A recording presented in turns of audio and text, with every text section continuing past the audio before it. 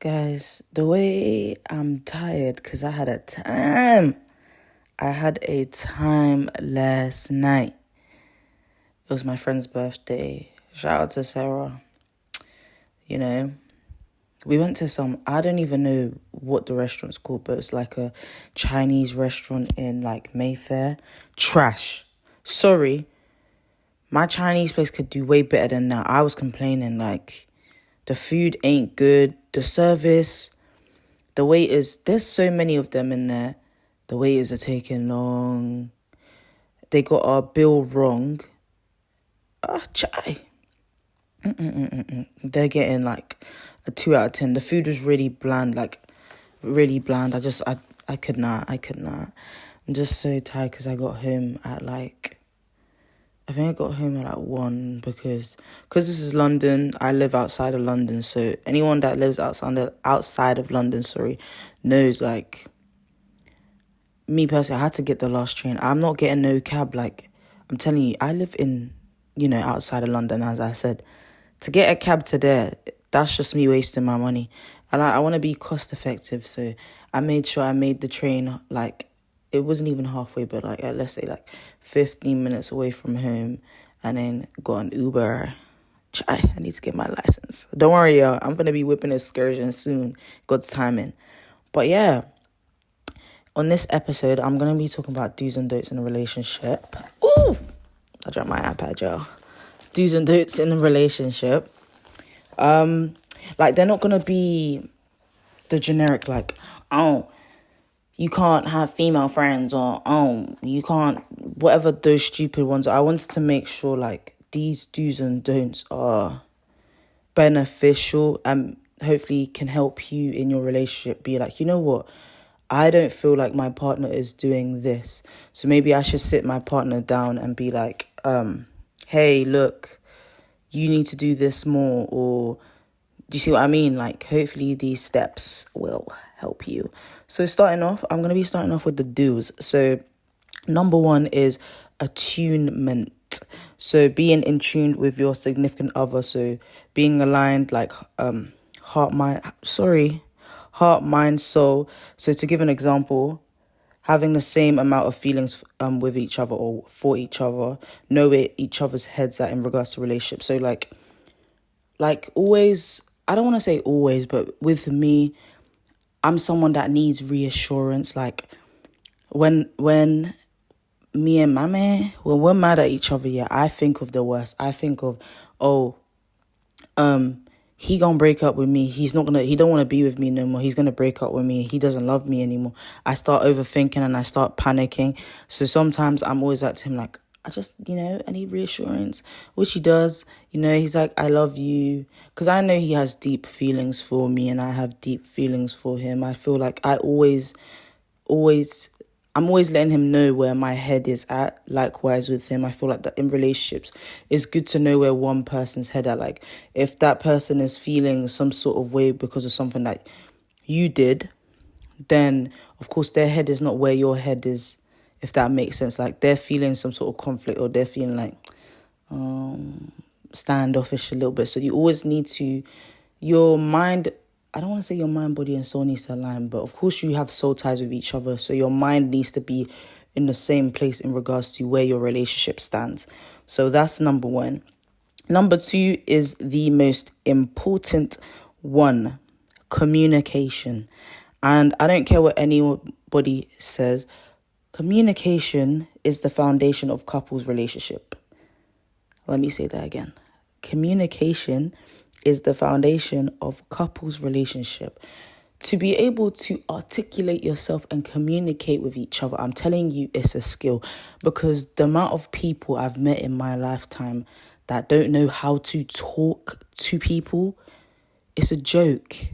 As we get older, I feel like it's good to work on how you speak to others, because me personally, I always observe people and I can tell how I need to, I know how I need to approach them. Like if there's someone like, okay, I know they don't like to feel overwhelmed because I'm a big character. But now I think I'm like an extroverted introvert now. Like, I'm not fully extroverted anymore.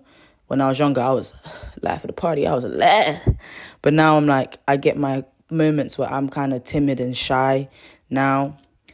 But yeah, being able to, so as I was saying, so if that person's like, they don't like big characters, or they don't know how to deal with big characters, I feel like work your way step by step, learn how to talk to them, and then as you gradually get comfortable with them, XYZ in it. But yeah, learning how to communicate with each other is a big deal. Like, imagine arguing and then your man is going like, to you talking about, I don't want to talk about it today. It's not that deep. It's not that deep. What do you mean it's not that deep?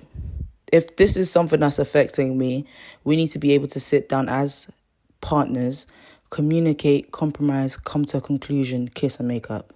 Okay? But that's number 2. The next one is being sensitive. So I read in an article that being sensitive is being attentive. So going in depth, like being a listening ear for your other, so your partner, being very cautious of how you communicate with them. Sometimes it's actually not always about communicating and asking them what's wrong. All they really need is touch or a hug. That's what I'm saying. When I'm upset or sad, I think your partner should know you well enough. That's why I always encourage people to study each other.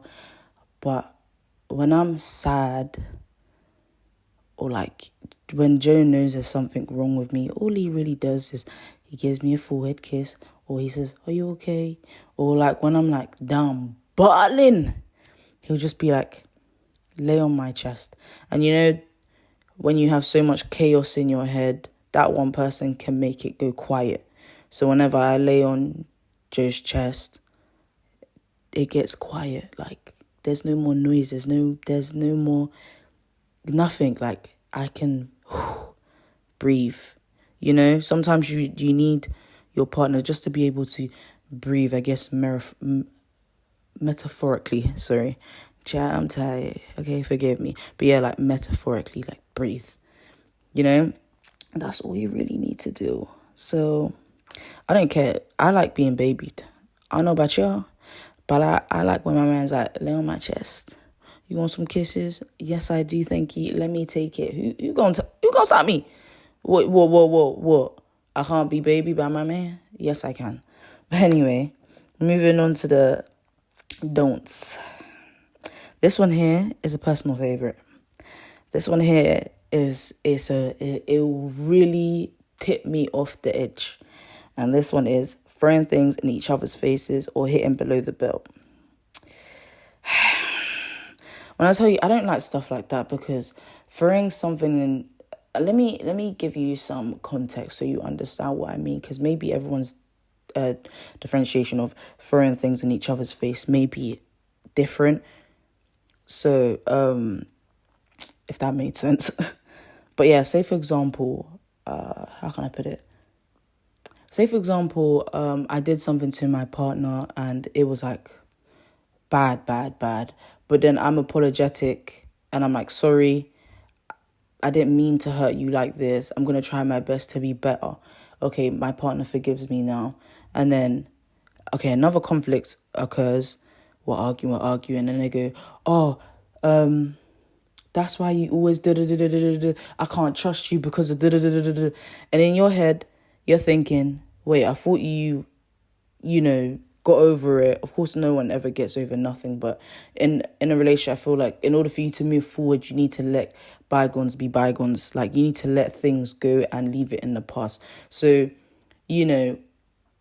for them to bring something from the past forward, to me, it shows me that you're not fully over it. Hence why you keep on bringing it up. If they keep on bringing it up, you're not over it. And I just feel like I wouldn't be able to move forward if you yourself can't get over it. Of course, it's not a pressure thing, but if you two agreed that, okay, all is forgiven, moving forward, try not to do this next time. What can we do to make it better?